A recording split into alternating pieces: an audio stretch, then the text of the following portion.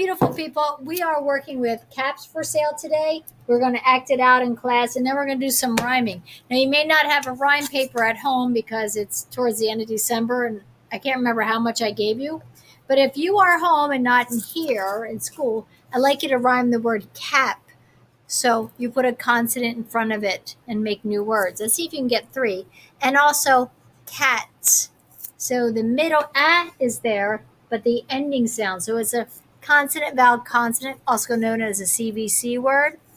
So I like you to rhyme those words when you get a chance. Also, I don't think you have this at home. That's something we're doing here. Sorry. And you might have this. The directions are there. So we have can and pass. Again, the middle sound. And here's another middle sound.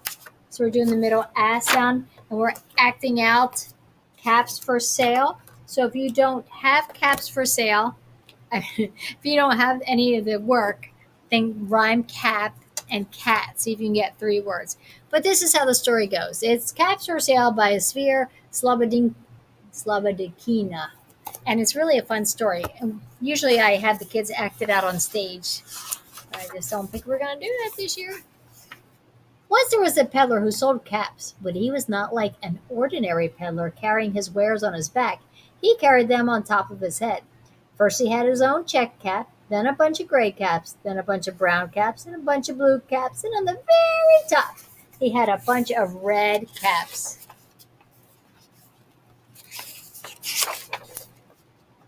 He walked up and down the streets, holding himself very straight as to not upset his caps. As he went along, he called, "Caps! Caps for sale! 50 cents a cap!"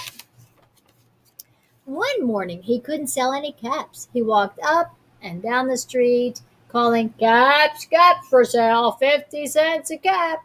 But nobody wanted any caps that morning. Nobody wanted even a red cap. He began to feel very hungry, but he had no money for lunch. "I think I'll go for a walk in the country," said he. And he walked out of town slowly, slowly, as to not upset the caps on his head. He walked for a long time until he came to a great big tree. "Oh, this is a nice place for a rest," thought he, and he sat down very slowly under the tree and leaned back little by little against the tree trunk so as to not disturb the caps on his head. Then he put his hand up to feel if they were straight. First his own checked cap, then the gray caps, then the brown caps, then the blue caps, then the red caps, and on the very top. And the red caps were on the very top. Whoopsie daisies. They were all there, so he went to sleep. He slept for a long time. When he woke up, he was refreshed and rested. Uh-oh. Do you see the problem? But before standing up, he felt with his hand to make sure his caps were in the right place. All he felt was his own checked cap. Uh-oh. He looked to the right of him, no caps. He looked to the left of him, no caps. He looked back of him, no caps. He looked behind the tree, no caps. Uh-oh. Then he looked up in the tree, and what do you think he saw? On every branch sat a monkey, and on every monkey was a gray or a brown or a blue or a red cap. The peddler looked at the monkeys. The monkeys looked at the peddler. He didn't know what to do. Finally, he spoke to them. "You monkeys, you, give me back my cap." But the monkeys only shook their fingers and said, "Yeah, we're going to act that up." Mm-hmm. This made the peddler angry. He shook both his hands at them and said, "You monkeys, you give me back my caps." And the monkeys shook both their hands and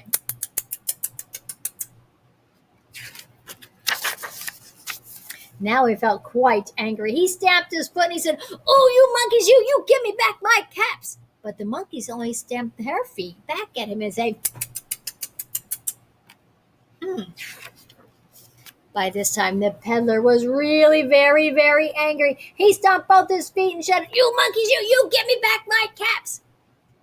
And the monkeys only did the same thing he did. At last he became so angry that he pulled off his own cap, threw it on the ground, and began to walk away. Uh, but then each monkey pulled his off his cap, and all the gray caps and the brown caps and the blue caps and all the red caps came flying down out of the tree. So the peddler picked up his caps and put them back on his head. First his own checked cap, then the gray caps, then the brown caps, then the blue caps, and then the red caps on the very top. And slowly, slowly, he walked back to town calling, "Caps, caps for sale, 50 cents a cap." Now, as I said, we're going to act that out. Everyone's going to get to be a monkey. So we're going to be in the tree going, or a peddler. And he has to, you monkey too. But if you're at home and you're not acting this out with a bunch of friends, rhyme the word cap and then rhyme cats, because we want to see that rhyme consistency in the classroom. And I think that's all we have. You monkeys, you have a good day. See you later.